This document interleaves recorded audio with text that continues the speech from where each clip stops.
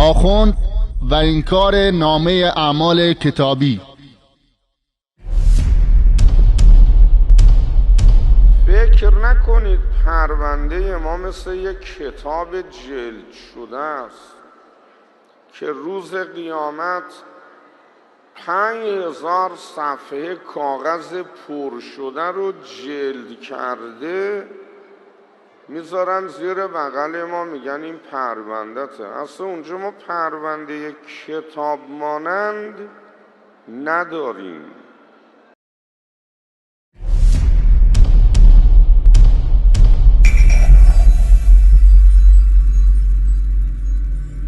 بینندگان عزیز، توجه نمودید که این آخوند گفت ما در قیامت اصلاً پرونده کتاب مانند نداریم.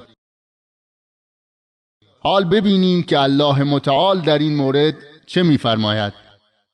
ووضع الكتاب فترى المجرمين مشفقين مما فيه ويقولون يا ويلتنا ما لهذا الكتاب لا يغادر صغيرة ولا كبيرة إلا أحصاها ووجدوا ما عملوا حاضرا ولا يظلم ربك أحدا.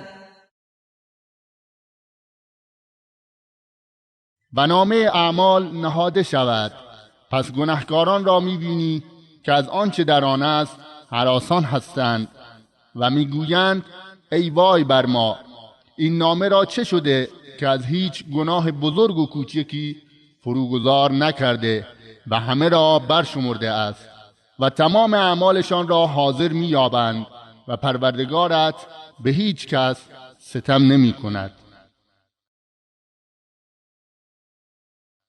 اما در تفسیر این آیه چنین آوردند که الکتاب یوضع یوم القیامه والمراد بالکتاب جنس الكتاب فيشمل جميع الصحف التي كتب فيها اعمال المكلفين في دار الدنيا.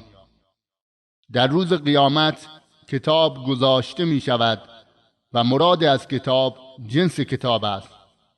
این کتاب تمام نامه‌هایی است که شخص مکلف در دنیا اعمالی از خیر و شر را که انجام داده را شامل می شود.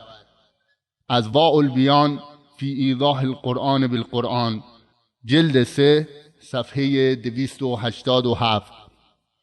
حال شما قول الله متعال را قبول می کنید یا قول این آخوند را؟ قضاوت با خودتان.